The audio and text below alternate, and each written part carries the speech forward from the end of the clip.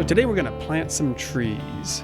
We showed this a little bit last week in the Thanksgiving video. Now we'll take a closer look at how we set all these up. So we've already got some of the ground vegetation, the fescue and mountain big sage planted here in our environment, but obviously it's a little barren still without any trees. So let's put some trees down.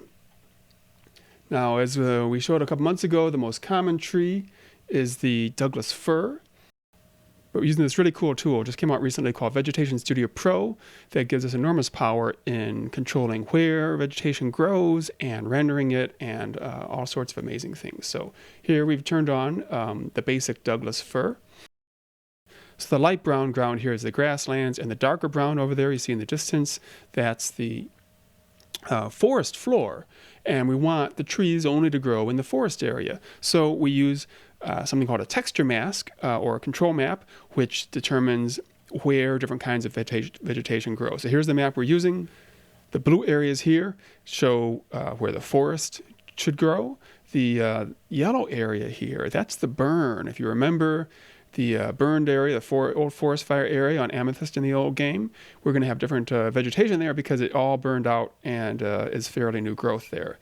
And then the pink is no trees at all. That's grassland and sagebrush community.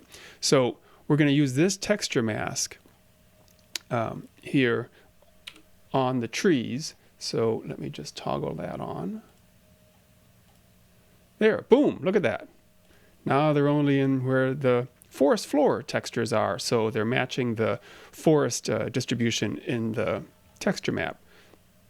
So this is just one kind of Douglas fir, but our amazing tree artist, Carrie Baldino, has made a whole bunch of them. So let's get a little closer here so we can appreciate them.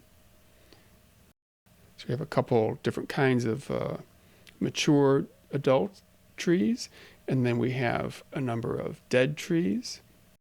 And then we have some mature trees that are kind of scraggly, you know, they get shaded out at the bottom. Here's some more dead trees.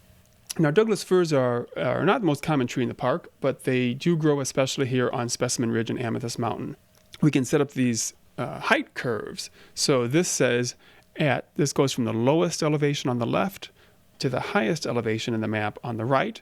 And so this curve says at these low elevations, we want lots of these Douglas firs. And then as elevation increases, we want fewer and fewer. So when you get to the top, there's not nearly as many. The percentage of Douglas firs up there is a lot lower than it is at the lower elevations, because that's just how they grow. They like the lower, cool, damp elevations on the north slope, especially of Specimen Ridge.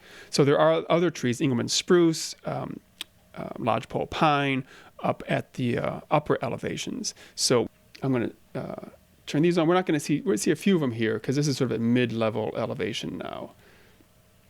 So let's set these up. And these are all already set up to use this texture mask, so they only grow where there are on the forest areas. Now we have a pretty nice dense forest, right? Some areas are more dense, there's clustering, but it gives you a good feel for a forest with a lot of variation. So another cool thing about this is we can set how big the trees are. So I'm going to go, let's see, looking at this original one right now, we've got them all set up. They sort of vary from 80% to 120% of a typical tree height, but we can actually scale them up. Whoa! Now we're like in the redwoods. We can make them be tiny. We can make them be huge. That's a little excessive, but some really cool control options here. So I'll set them back down to about average size range. But the forest doesn't just have these big trees, of course. It also has a lot of stuff on the ground. So Carrie's made a variety of Douglas fir saplings and some different Douglas fir stumps and down logs. And we've got just a bunch of other sticks and things, debris on the ground, to make the ground just much more realistic and full of stuff. So now when you run around, it feels like you're running through a real forest. And of course, the forest is a neat environment just to explore, and we want it to look like a real forest. But what you're really looking for here are animals. So let's see if we can find some animals in the forest. You do need to avoid the trees because you can hurt your nose. Boom. Ow. Oh, there they are. And there they go. So having a chase through the woods now, I think is going to be a bigger, better challenge, because you've got all these trees, both physically as obstacles as well as visually. You know, it's just it's a noisier environment. So things are coming together. Still a fair bit of work left before we have this thing ready to go out, and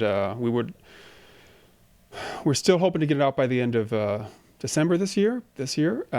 But there's a lot of things left to do, so we're not guaranteeing that, but we definitely are making progress. Things are coming together. Just a lot of little tweaks and tuning and fixing and stuff like that. So we'll keep you notified as we do these weekly blog posts as everything comes together.